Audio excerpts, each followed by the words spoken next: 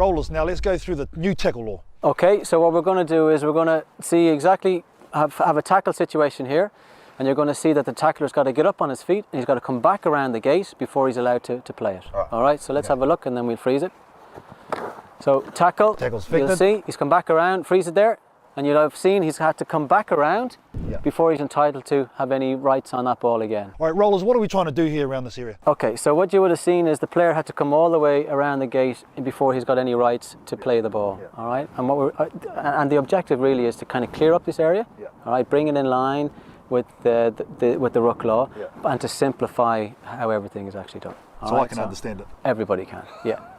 So KT, what we're looking at here now is what you were no longer allowed to do. All right, so there was always an opportunity where the player would try and get up and beat the ruck to see if he could play the ball. So we'll have a look at what happens here now.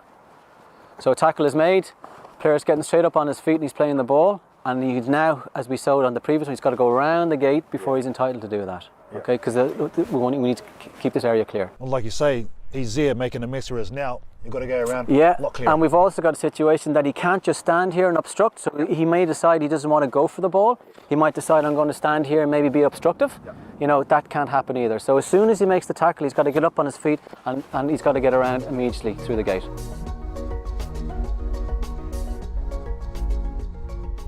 All right, Rollers, kicking in the ruck. Yeah, no longer allowed.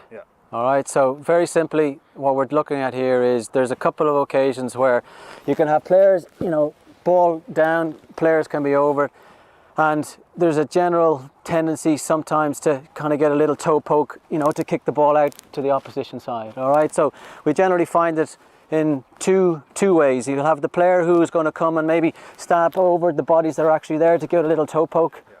You can't do that. Penalty kick. Using the leg to kick it forward as Nash. Good chase coming up from De Masi. Makes the tackle. That's the other feature. The Italians are making their tackles. Ball is there. You can't kick at the ball like that. You can ruck it backwards though.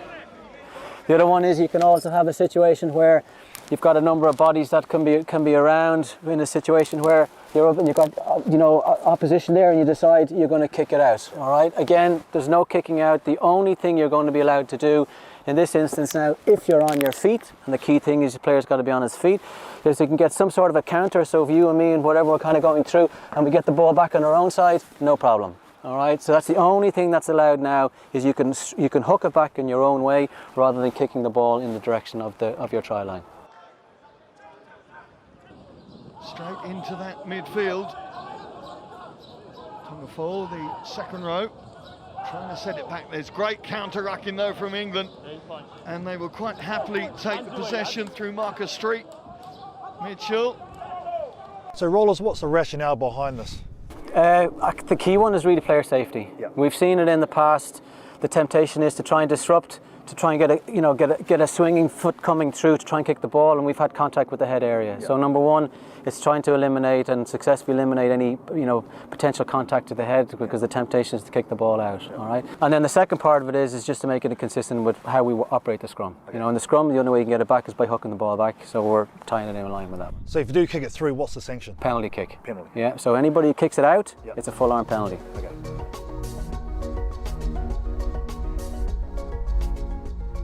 This new law is going to introduce what we call just an offside line. All right. So the key thing is, the key ingredient that's required is you need an arriving player.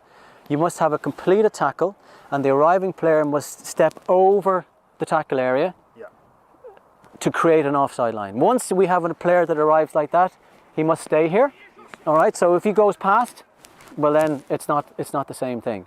So if he wants to create an offside line, he's got to take a clear step and position yourself with a foot either over like this. So this is the picture we need to see. So now he's created an offside line. So we need to see this picture, and once we see this picture, it now means that we've got an offside line at the hindmost foot here. Okay. All right.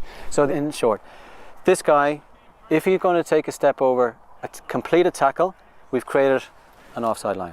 The question is sometimes, well, what if he all of a sudden sees there's nobody here, can I play the ball? Yes, I can. So he'll step back, take the ball, and it means then that the offside line that's been created is no longer there. All right, so if he wants to create an offside line and keep an offside line, he's got to stay here. If he decides that he's going to step back to take the ball, well then the offside line is no longer, all right? So the first thing is he steps over. Now we've got players from the tackler side who are on the wrong side. So how do we get them back on side? Again, the key thing, he's staying here, he's over the ball. So we have an offside line created. So these guys have got to either get back to the hindmost foot. So we now have a situation where they're at the very generous hindmost foot, but they're at the hindmost foot. So now they're back on side.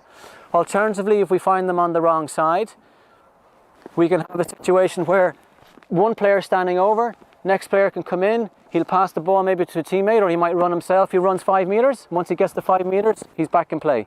All right, second option. And then the third option, again with the player standing over the ball, we could have a player who comes in, he might give it to his teammate, or he might do it himself, and he kicks it.